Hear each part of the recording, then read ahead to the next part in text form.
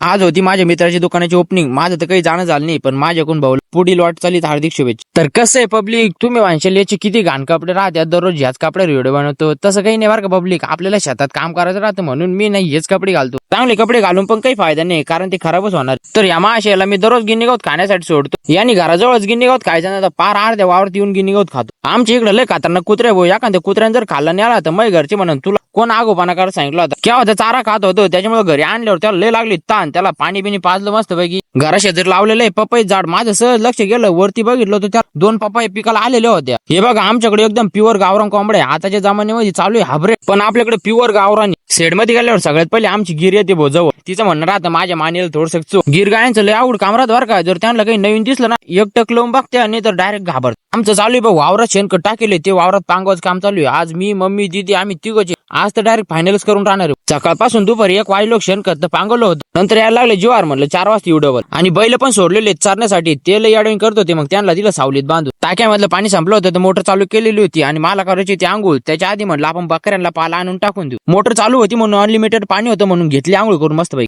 दुपारी बसून भरपूर टाइम झाला. आपल्याला जायचं होतं शेण पांगवायला, त्याच्यामुळे गाईला कारोडीला आणि बकऱ्यांना घेतला मग चारा टाकू. फायनली आपलं शेणखत पांगवायचं काम झालं, एकदम निवांत वाटलं. पण जेव्हा वावर नांगराचं काम होईल तेव्हा एकदम खतरनाक निवांत वाटत. पण ते जाऊ द्या, आपलं शेणखत पांगवायचं आज झालं.